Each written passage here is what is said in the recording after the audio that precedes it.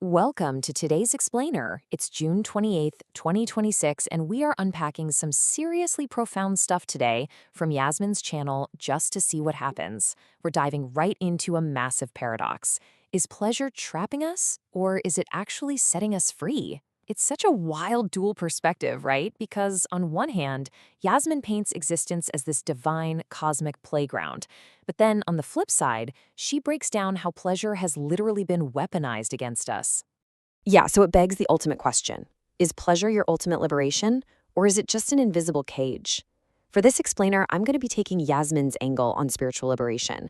The idea that, hey, absolute delight, that's our divine right. And I'll be countering that with her other, equally compelling argument, which is that modern pleasure is, frankly, a highly engineered tool for mass sedation. Let's get right into Section 1, the pleasure paradox. Look, if we're looking at pleasure as a form of control, we're talking about sedation, cheap dopamine, and manufactured comfort.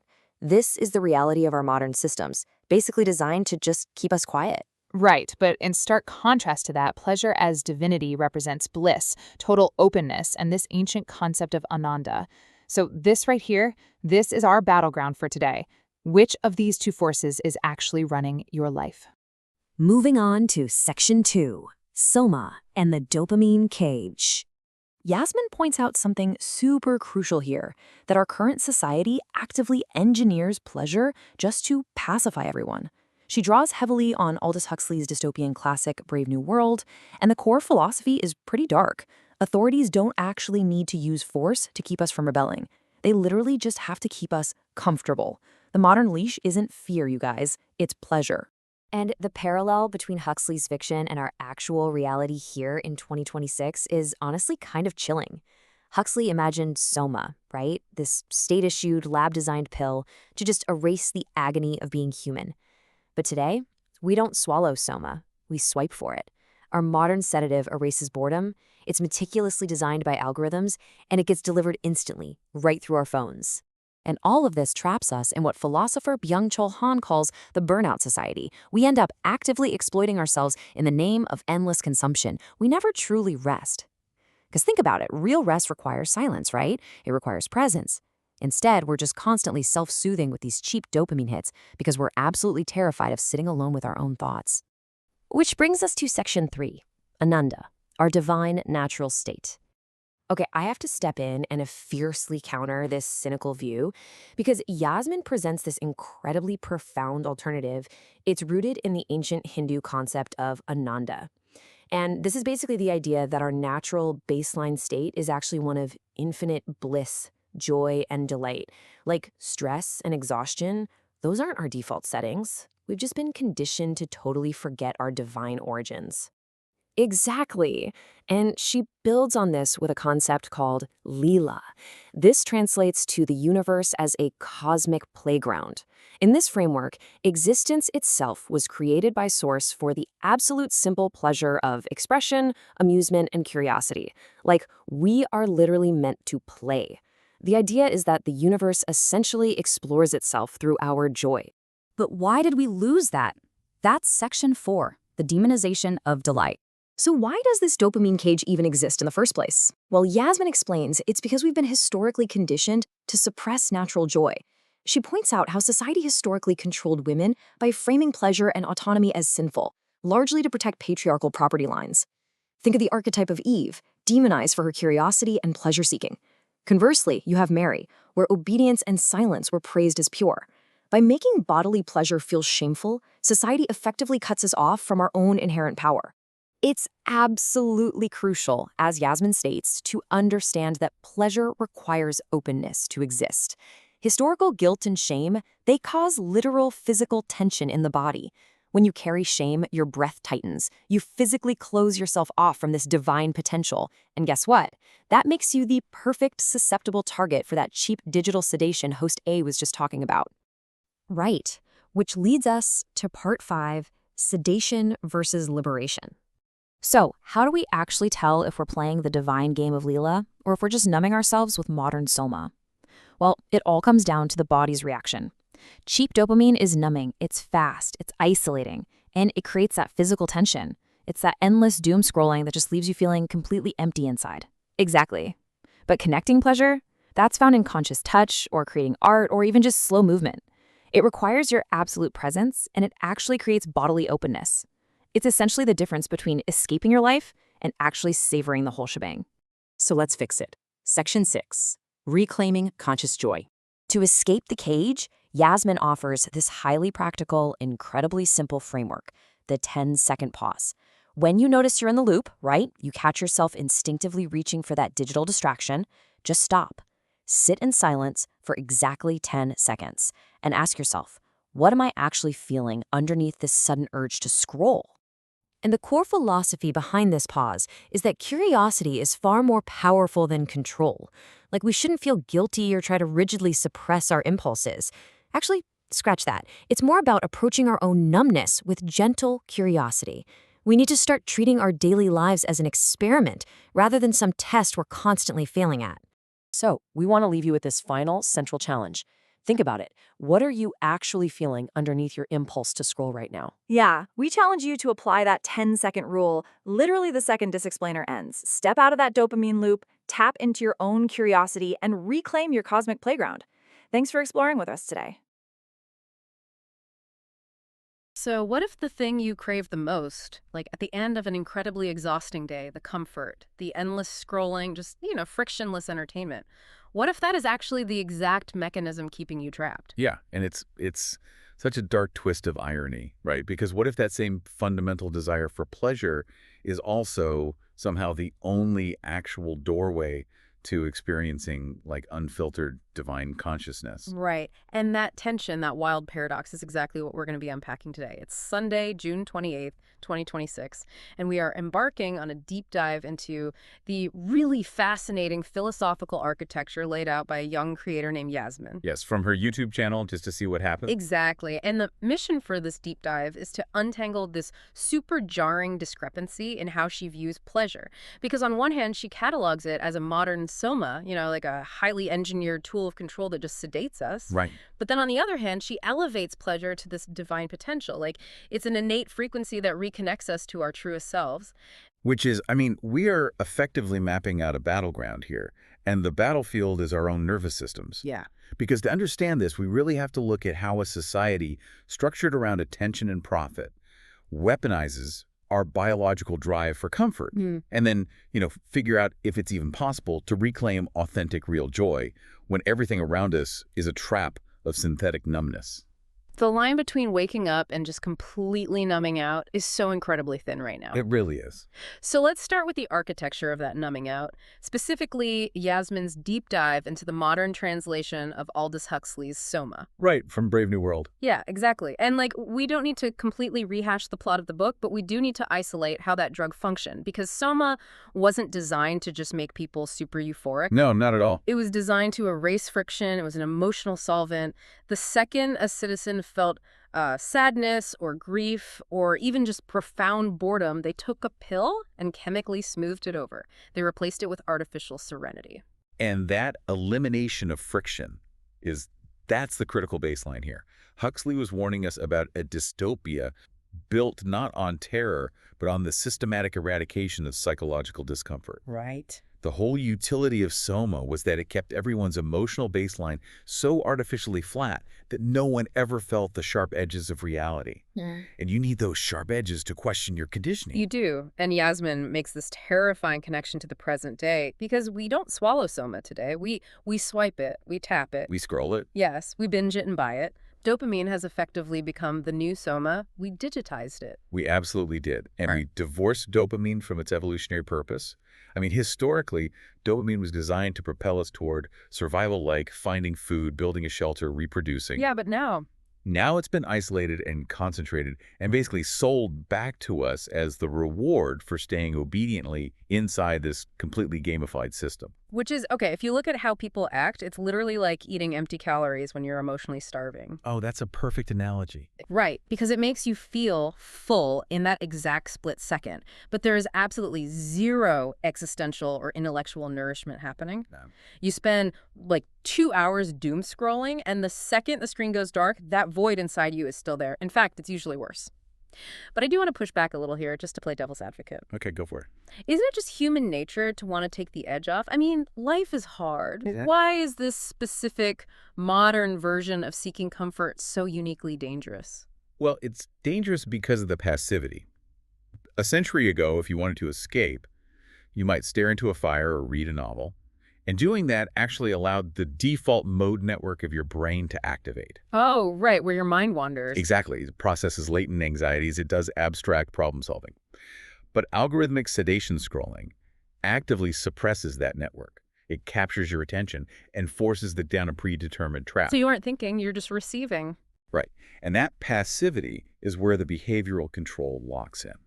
Yasminn points this out so well.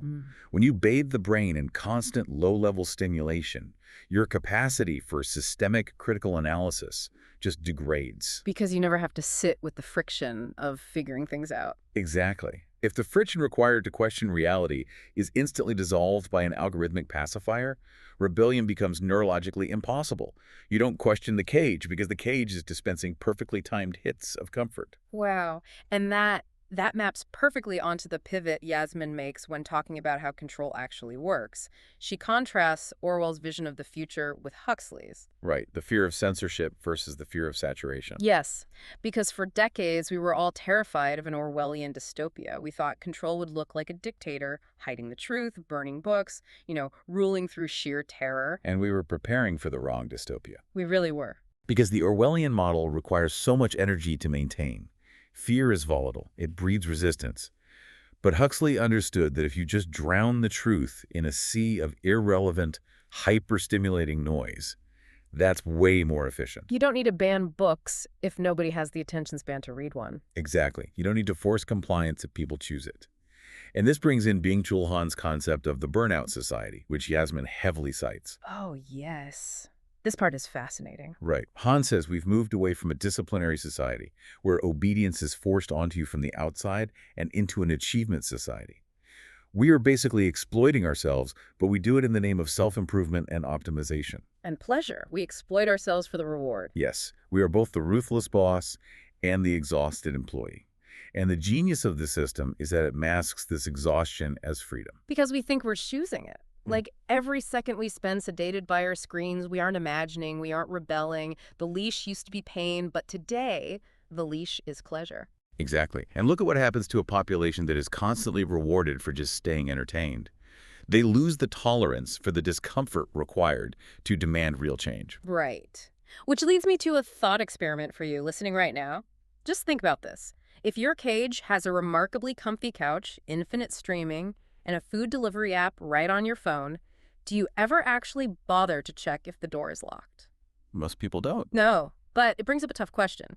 If you look around at the state of the world, the economy, the climate, and you consciously say, you know what? I want the pacifier. I am choosing the comfy couch. Does willingly choosing comfort still count as being controlled? I mean, yes, absolutely.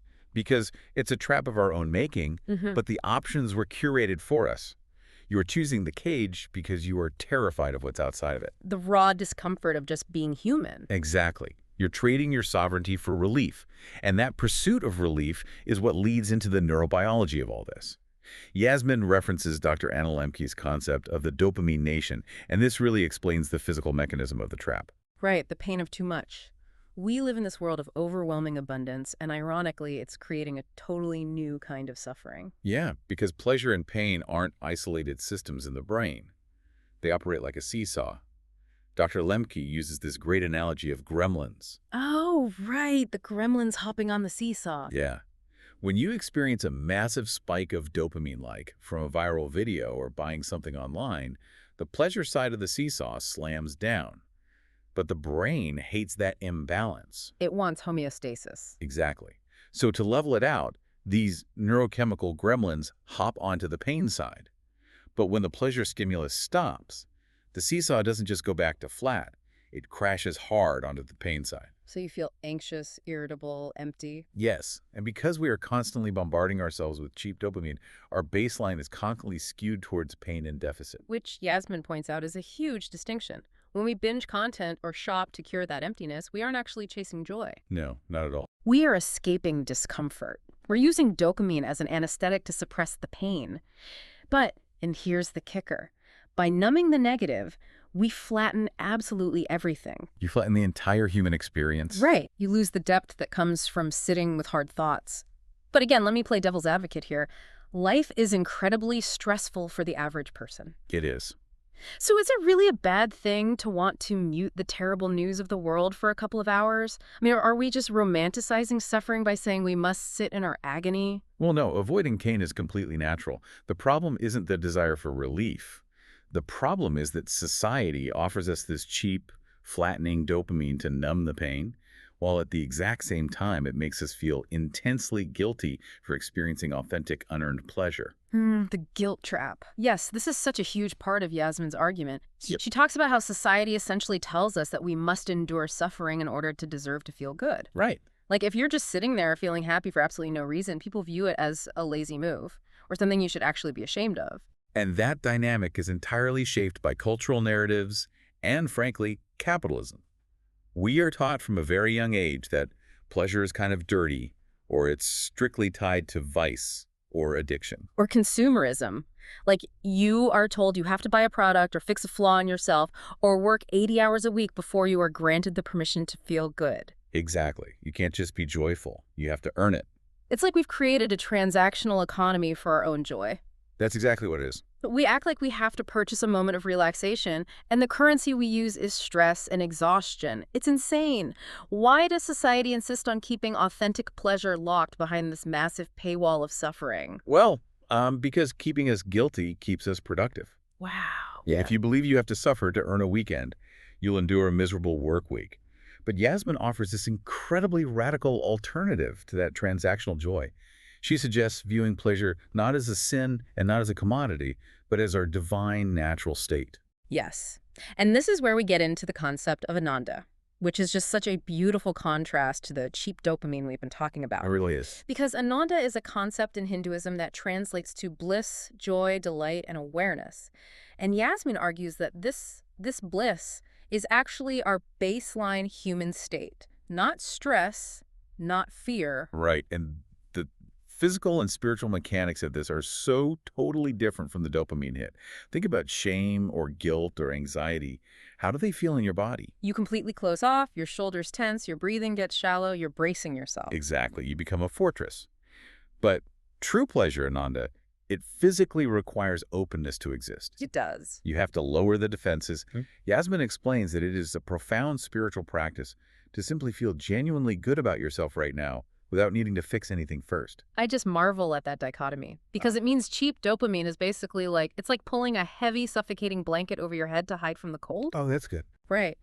But divine pleasure, Ananda, is having the courage to stand completely naked in the warm sun. Yes, because to feel the sun, you have to be totally exposed. Yeah. Which is terrifying for people who are used to hiding under the blanket. Exactly. So the huge question is, how do we actually do that? How do we transition from the blanket to the sun in our everyday chaotic lives? Well, bridging that gap between sedating pleasure and divine pleasure, it doesn't actually require you to, like, smash your smartphone with a hammer. Good, because I need Google Maps. Right, exactly. What it requires is a subtle but radical shift in how we handle our own urges. And Yasminn has a very practical solution for this. The 10-second rule. Yes, she doesn't say you have to go on a strict dopamine fast or quit pleasure entirely. She just introduces this really gentle rule. When you feel the urge to mindlessly scroll or grab your phone to distract yourself, just sit with that thought for 10 seconds. Which sounds so easy, but it's agonizing. It is. But why does it work on a neurobiological level? Because true self-awareness requires silence. You have to sit in the quiet to actually hear what your soul or your body is asking for. Dopamine usually slams that door shut instantly. Right. But by pausing for just 10 seconds, you reintroduce curiosity. You stop being a reactive machine and you become an observer. You start asking yourself, wait, why am I opening this app? What am I actually feeling underneath this urge? Am I bored? Am I lonely? And curiosity is so much more powerful than forced discipline. Exactly. Willpower runs out. Curiosity doesn't. But I have to say, executing this is incredibly difficult. 10 seconds sounds like absolute nothing. But when you are desperate for an escape, when the gremlins are heavy on the pain side of the seesaw, 10 seconds feels like holding your breath under wire. It feels like an eternity. It really does. But it's so profound to realize that in today's world, simply choosing to feel something real, even just a negative emotion for 10 seconds, is now a radical act of rebellion against the whole system. It is the ultimate reclamation of your autonomy. You are refusing to outsource your emotional regulation to an algorithm. Man, that is powerful. It really wraps up this incredible dual nature of pleasure we've been talking about today. It really does. Because, on one side, pleasure is the modern Soma. It's the pacifier that keeps you comfortably obedient inside a gamified, exhausting cage. But on the other side, it's the divine, incredibly vulnerable state of Ananda. And that state actually demands that you open yourself up to the raw, unfiltered experience of being human. Right. And I'd love to leave you, listening right now, with one final, slightly uncomfortable thought to mull over tonight. Let's hear it. Just look at your own habits. When you finally stop working today and you reach for your specific version of pleasure at the end of the day, are you doing it to open yourself up to the joy of existence? Or are you just taking your daily dose of Soma so you don't have to face the silence? Oh, wow. That is a heavy but incredibly necessary question to ask. Thank you so much for joining us on this deep dive. Stay fiercely curious about your own mind, and we'll catch you next time.